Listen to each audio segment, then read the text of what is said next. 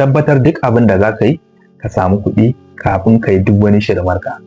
Sannan a wannan bidiyon zan faɗa maka hanyoyi guda 4 da ya kamata a ce ka bi domin samun kuɗi cikin sauki. Ba wai yawan shan wahalan ka bane, har da kana neman kuɗi bane zai baka kuɗi. A'a, dabaru da kuma hikimomi ake bi wajen samun kuɗi.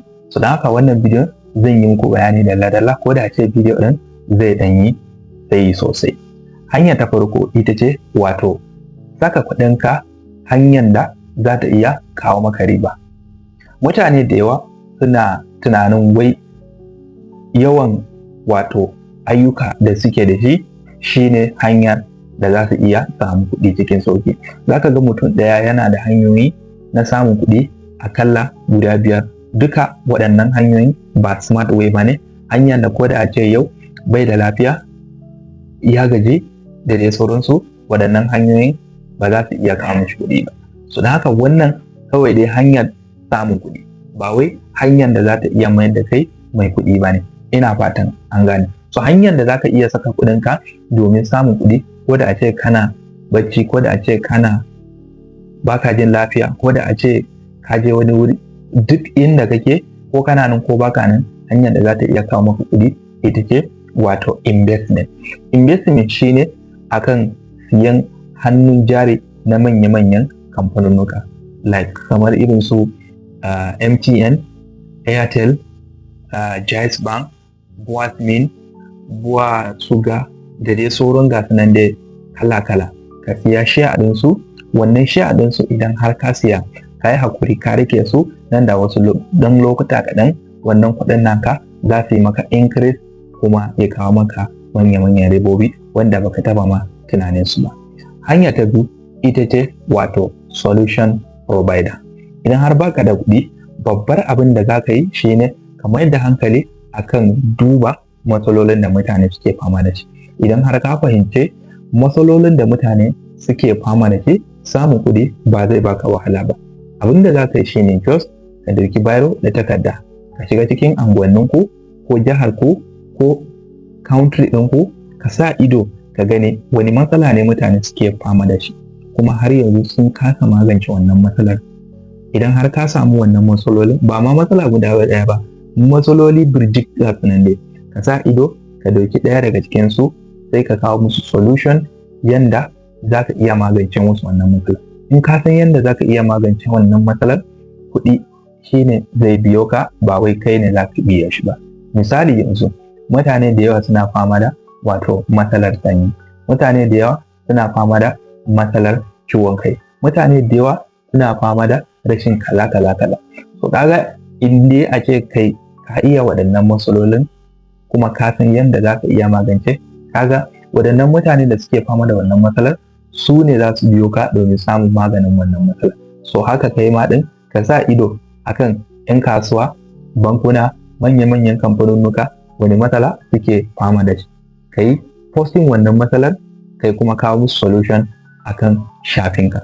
Kaga su za su iya tuntube ka, kuma ka sa musu price ɗin da kake so su biya ka, kai musu aiki. Hanya ta uku wato ita ce idan har baka da wani business, kuma jarin ka kaɗan ne, ko kuma kana da jarin baka da kasuwancin da kake tunanin za ka yi investing, akwai dubbannin mutane waɗanda suna da business idea. Business idea daban, knowledge daban. Wani za ka ga yana da ilimi sosai amma ba shi da ilimin kasuwanci. Gashi kuma wani yana da ilimin kasuwanci sosai, ba shi da kuɗi. Kai kana da kuɗi, wannan yana da ilimin kasuwanci. So me za ku yi? Ku yi collaboration, ka ba shi jari, sannan me ya maka kasuwanci. A cikin wannan kasuwancin abin da za ka yi, ba wai za ka ba shi kuɗin nan ya maka kasuwanci kai kana sallama shi ba. A'a, abin da za ka yi, da yawan mutane a wannan gabar suna mistake. A wannan zamanin bai yiwa a ce wai ka dauki mutum ka ba shi kuɗi, kuma yana maka kasuwanci ga riban da ake samu yana gani, wai kai ne za ka sallame shi. Ba zai yiwu ba.